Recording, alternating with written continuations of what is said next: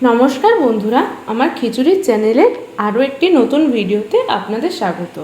আজ আমি আপনাদের করে দেখাবো সন্ধেবেলা চুটুর পুতুর খিদে তো সবারই পায়, সেরকমই ইচ্ছা হলেই দোকান থেকে একেবারে নয়, বাড়িতেই একদম হাইজেনিক মেনটেন করে কিভাবে খুব সহজেই আরও সুন্দর স্বাদের মোগলাই পরোটা, এগ, চিকেন সবটাই করে নিতে পারবেন। তো পরোটা করার জন্য প্রথমে আমি 3 কাপ ময়দা নিয়ে নিয়েছি। তাতে ময়নের জন্য স্বাদ অনুযায়ী নুন, চিনি, সাদা তেল দিয়ে মাখিয়ে নিয়ে অল্প অল্প জল অ্যাড করে একটা ডো মাখিয়ে নিয়েছি।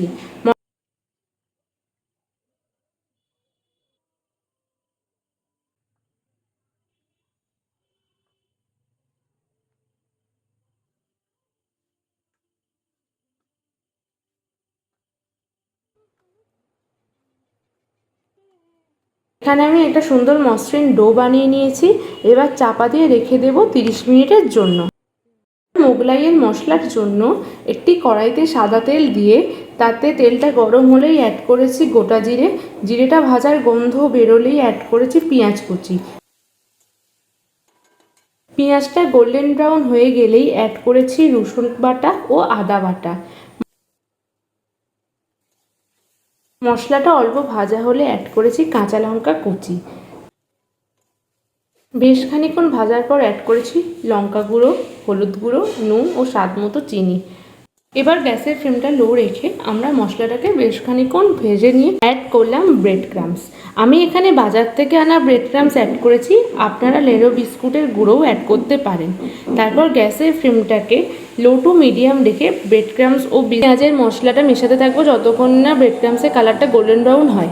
এবার একটি কড়াইতে সাদা তেল দিয়ে তাতে শুকনো লঙ্কা ও গোটা জিরে অ্যাড করে দিয়েছি। ভাজা মশলার একটি সুন্দর সেন্ট বেরোলেই অ্যাড করে দেব আদা বাটা ও রসুন বাটা।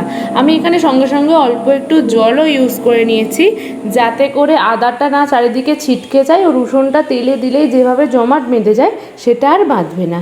ভাজা আমাদের এখানে একদমই টোটালি 40% কুক। দেন আমি অ্যাড করে দেবো আলু কুচিগুলোকে। আলুগুলোকে ভালো করে ভাজতে দিতে হবে।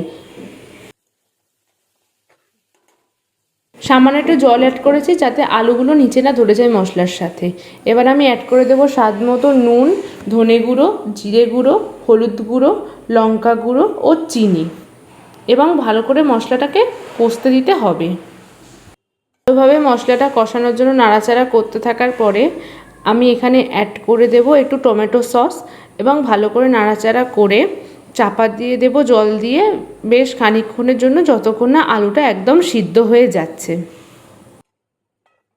এবার চাপা খুলে আমার আলু একদম সিদ্ধ হয়ে গেছে এবং জলটা একদম মরে গেছে।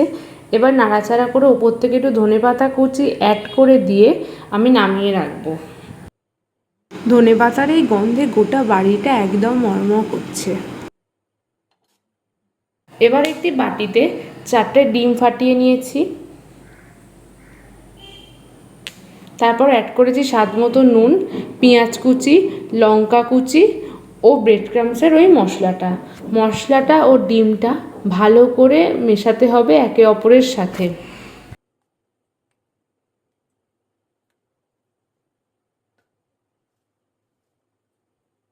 ঠিক এমন থিকনেসেই আমাদের মশলাটা রেডি করতে হবে। এবার ময়দার একটি নেচি কেটে নিয়ে বড় করে পরোটার মতো গোল করে বেলে নিয়েছি তেল দিয়ে। খুবই পাতলা করে নেচিটা বেললে পরোটাটা সুন্দরভাবে তাহলে মুচমুচে হবে। আমার কতবার যে ছিঁড়ে গেছে তাও ওই টেনে টেনে চিড়ে তাকে করেছি। ঠিক যেমনভাবে ভিডিওতে দেখাচ্ছি ওরকম বড় মতো করে নিতে হবে। তারপর দু সাইডটা যেমন ভিডিওতে মুড়ছি এমনভাবে মুড়ে নিয়ে ডিম ও ব্রেড ক্রাম্বসের এই মশলাটা মাঝে দিয়ে হাতের সাহায্যে চারিদিকটা স্প্রেড করে দিয়েছি। আপনারা এরমভাবেও করতে পারেন। আমার বাড়িতে একটু মাংসটা সলিড পিস কেউ খেতে চায় না, সেই জন্য আমি সলিড পিসগুলো মাংস থেকে তুলে নিয়ে একটু ছোট ছোট টুকরো করে দিয়ে দিয়েছি।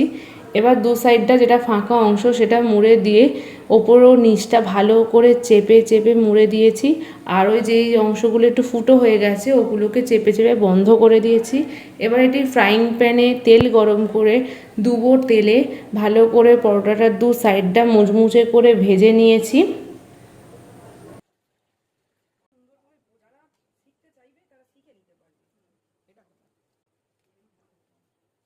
এখানে আমার দু সাইডটা ভাজা একদম কমপ্লিট। কি সুন্দর মুচমুচে হয়েছে দেখুন। এবার একটা নাইফের সাহায্যে ভালো করে চৌকো চৌকো পিস করে কেটে নিয়েছি। চিকেন মোগলাই পরোটা তৈরি আমার। আলুর তরকারি ও স্যালাড সসের সঙ্গে আমি সার্ভ করেছি। কেমন হয়েছে ও কেমন লাগলো বাড়িতে ট্রাই করে অবশ্যই আমাকে জানাবেন। ভিডিওটা ভালো লাগলে লাইক, কমেন্ট অ্যান্ড শেয়ার করবেন। আমার চ্যানেলে নতুন হয়ে থাকলে সাবস্ক্রাইব করবেন। টাটা।